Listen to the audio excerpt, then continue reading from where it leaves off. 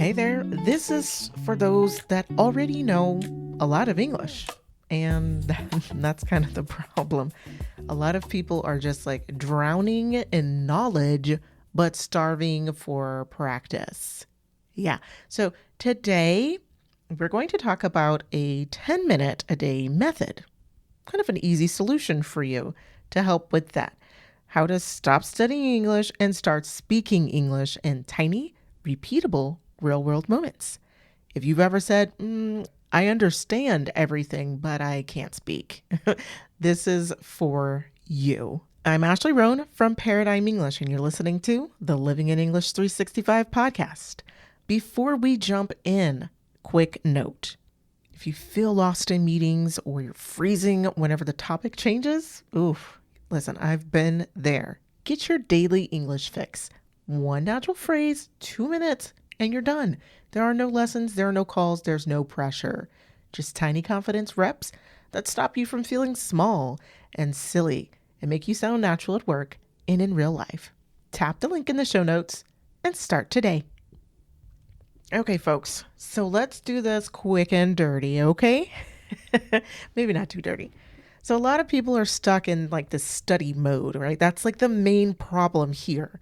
You're stuck in that mode, and the study mode is like, it feels like you're doing something. It feels productive, right? And so then you're like, I guess you would say highlighting something. Maybe you're going to watch a YouTube lesson and then like repeat a phrase in your head. Okay, like let me just pause there really fast. I read something earlier that I just have to vent about. First of all, if you are trying to improve your speaking, but you are like watching something and you're not speaking, how does that make sense? It does not make sense, okay? Say it with me. That doesn't make sense. If you want to work on your speaking, then you need to be speaking. Period. Right? Okay. Rant over. Here's the truth. Study mode doesn't make you transfer all of that to speaking mode.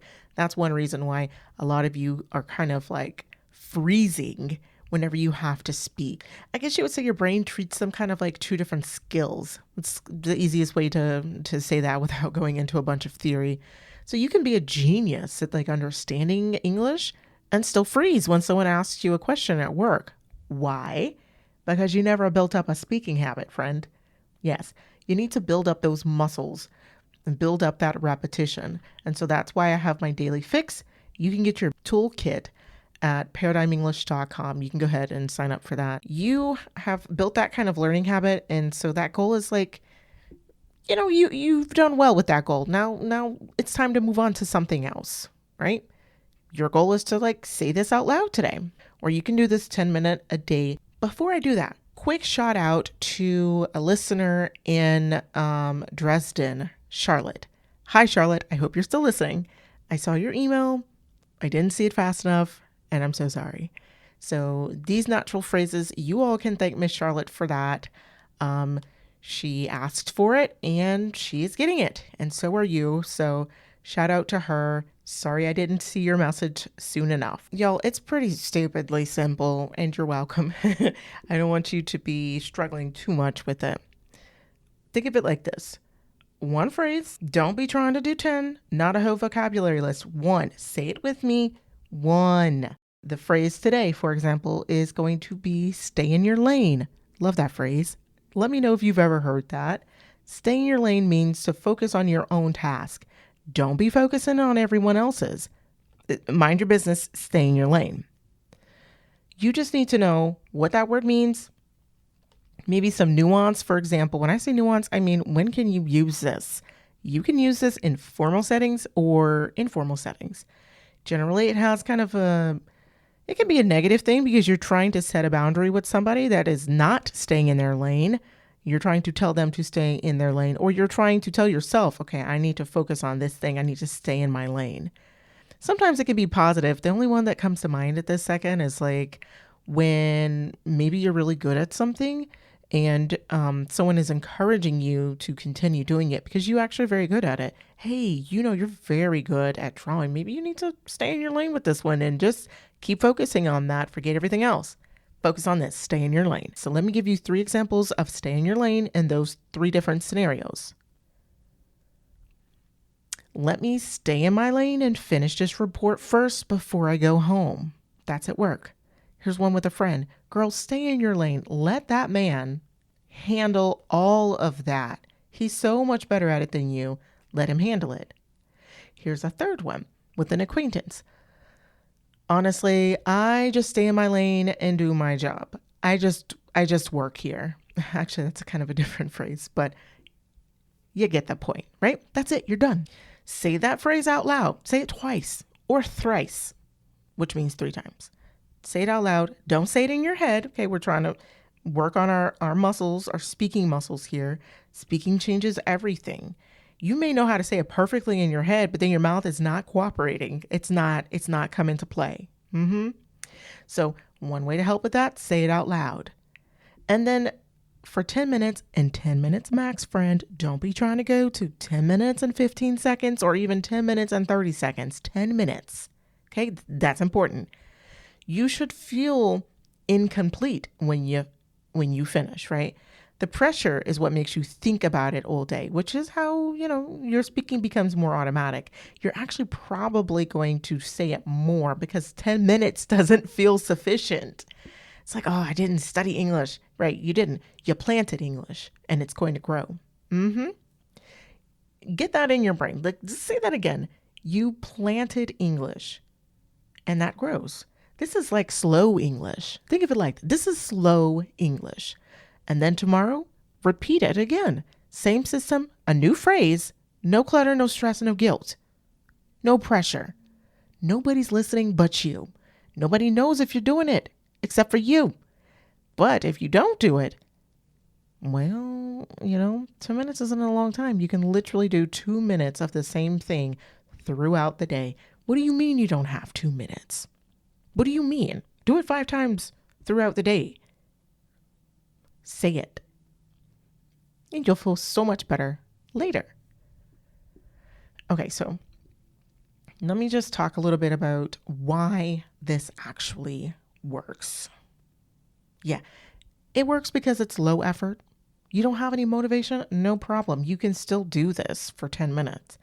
Like I said, you can do it all together because it feels like you didn't do enough when you did it for the first 2 minutes. So you want to do it again? Cool, bet. All right, do you.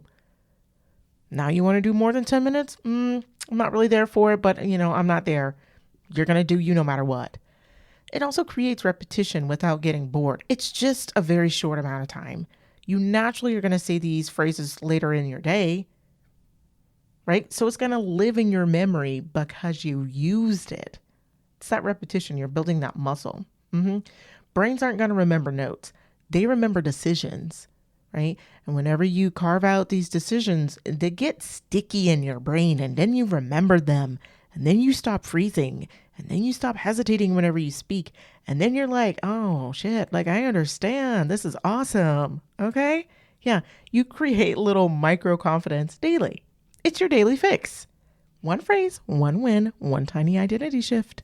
And identity beats motivation every time. So if you want this system done for you, check out the Kill Your Bad English Toolkit.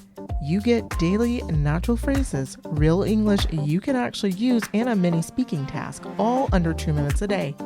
Listen, don't just understand English. Sound intelligent in English for life. Get started at paradigmenglish.com. Okay, let's try your 10 minutes right now. I'm not going to sit here for an extra 10 minutes, right? So you don't want to do this right now? Okay, that's fine. But your phrase is, it's not that deep. What does it mean? It means relax. It's not a big deal. Whenever you say this, it's more of a friendly tone. It's casual. I think it's probably more American. Anyone out there that knows, some other native Englishes, I guess you can say, let me know. But it's pretty modern, right? It's rather slangy. I have an aunt that says this all the time, actually. Okay, use it in the 3 contexts. What are our 3 contexts? Do you remember the scenarios? Work, friend, and an acquaintance. And when you say an acquaintance, they're kind of like You're not a complete stranger, but you don't know them very well. Okay? Example 1, we can fix it. It's not that deep. Example 2 with a friend. Girl, calm down. It's not that deep. Do you hear the way I'm saying that? Girl, calm down. It's not that deep. Scenario number 3 with a stranger or an acquaintance. Hey, it's not that deep. We'll sort it out. Now, go say it out loud twice, each of those, and that's it. You just practiced English today. Make sure you're doing it in the tones that I used because that's important. It can change the meaning. All right, there you go. You practiced your English. You didn't study, you spoke. So, if you like this, let somebody else know. Share it. Message me on Instagram or tell me what phrase we should do next. You don't need more English, y'all. You just need to practice more. Stop studying, start speaking. 10 minutes a day changes everything. And if you ever feel like you understand everything until it's your turn to speak, that's exactly why I created this daily English, bad English toolkit. It's your private 2-minute confidence hit, okay? It's not a course. It's just micro speaking reps that fix the real stuff. Phrasing in meetings, asking people to repeat, sounding unnatural on unfamiliar topics, or fossilized mistakes. Just one phrase a day that fits your life, not another lesson you never finish. Hit the link in the show notes and get your daily fix. I'm Ashley Roan from Paradigm English. I'll catch you next time whenever we are talking about why you're stuck at your intermediate B1, B2 forever and how to break through fast. I'll see you next time, y'all. Bye for now.